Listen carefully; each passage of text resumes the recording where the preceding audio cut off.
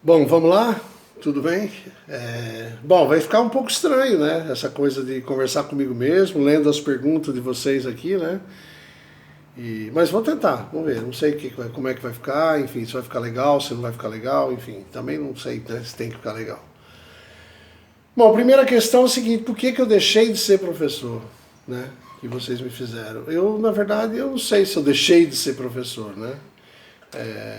Enfim, assim como também deixei de ser gestor, né? Antes, depois, como que eu deixei de ser. O que aconteceu foi o seguinte: acredito que teve uma grande frustração pessoal, não sei também o quanto é de pessoal, o quanto isso tem a ver com as mudanças que estavam acontecendo, né? Principalmente na segunda metade aí dos anos 90, eu fui professor de 90, no caso, até 95 na OCA, ali em São Carlos, foi o período que eu fiquei em São Carlos.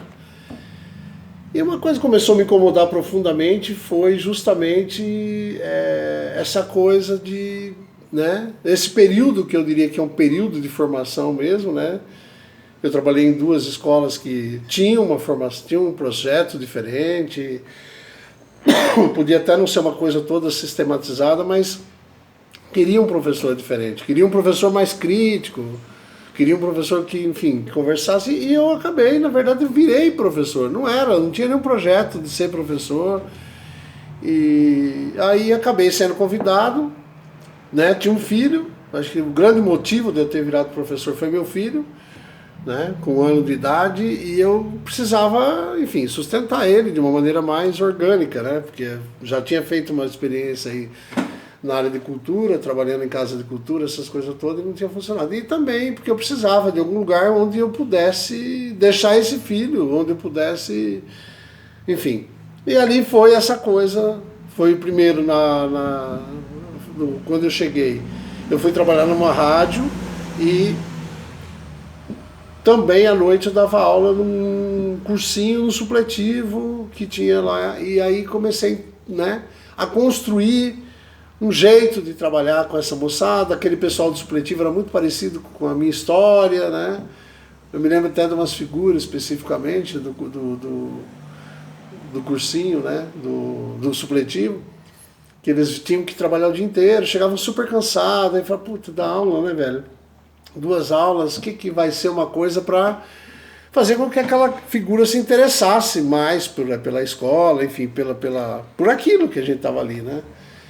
E ali acho que comecei, sem muito ter noção do que eu estava fazendo, comecei a criar uma forma de trabalhar e manter acesa aí a ideia de que essa moçada ficar acordada, ficar atenta à aula, participar. Terminava às 10h30, imagina, depois das 8, às 8 a galera já estava cansada, imagina às 10, 9h30, 10 horas, né?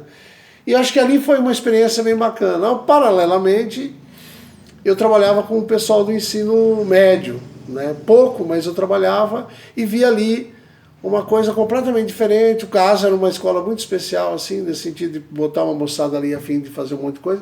E rolava muita coisa paralela, assim, não era aquela coisa da sala de aula. Tinha a festa junina, tinha a feira, sempre tinha os professores, era uma galera que era monitor, nem eram professores formados, era galera de física, de matemática, enfim, que vinha ali. E foi muito bacana, eu acho que foi um aprendizado ali do 90 até 92, quando eu entrei na OCA, né? 93 eu comecei, acho que, dar aula na OCA. E ali já foi diferente, porque aí eu já cheguei, era uma criançada, era uma molecada, não tinha, né, noção do que estava colando ali. E aí eu tive que aprender muito, olhar bastante, tive a sorte de ter alguns professores bem bacana, né?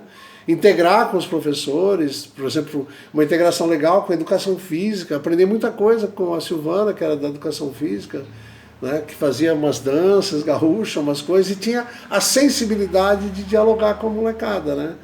A Rosana de português, né, aquele jeitão dela, não sei o que, enfim, a convivência com essas pessoas acabou, de uma certa maneira, fazendo um professor que depois, só mais adiante, eu fui descobrir que não tinha mais sentido no universo que a gente estava vivendo, né? Porque depois eu entrei, saí de lá, fui para a Unicamp fazer o mestrado, dava aula na Curumim também, sabe? Mas já era bem diferente, já era uma outra pegada, nada melhor nem pior, era uma outra coisa, era uma outra realidade, eu não conseguia misturar.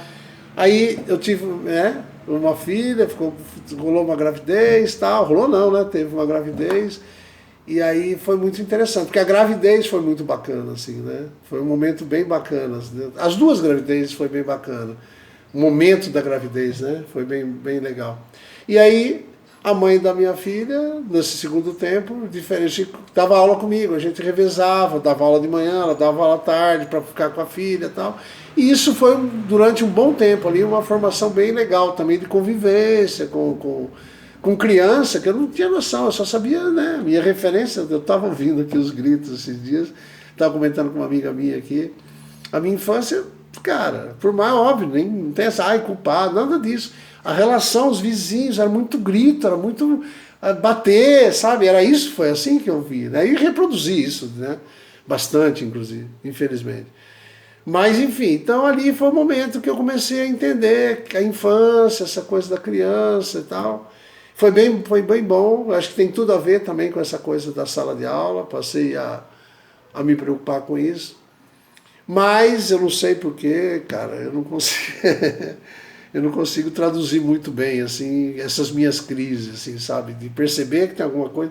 Porque aí logo depois, em 98, eu vim para Araraquara, voltei para Araraquara e comecei a entrar no esquema de cursinho, que eu já tinha até começado um pouco, mas ali eu senti que eu falei, putz, fudeu, porque não é mais a escola que eu imaginava, né? Não era mais. E eu era um professor que não servia para aquela escola também, eu via isso. As pessoas até gostavam de mim, os donos da escola, os donos, os diretores, né? Os professores, tá? Mas não tinha nada a ver com aquilo, não tinha nada a ver com aquilo, entendeu? Com a apostila, com... Aí manteve até onde foi, aí veio uma baita de uma crise, aí um amigo meu foi eleito prefeito, me chamou para trabalhar com ele, né? Seus secretário de cultura, nem existia isso. E aí ele também foi, sabe, voltei àquela coisa que eu vivi nos anos 80, né, na época da faculdade, que eu já tinha trabalhado na Casa da Cultura, e ao mesmo tempo fazendo esse link com a educação. Foi muito bom, né? Eu estou aqui falando, mas estou pensando na coisa que está cozinhando, tenho que ficar atento. Mas foi uma experiência muito engraçada, muito engraçada, muito legal, assim. Aí veio depois essa história da Funarte, tive que me afastar, porque cada hora estava num lugar completamente diferente.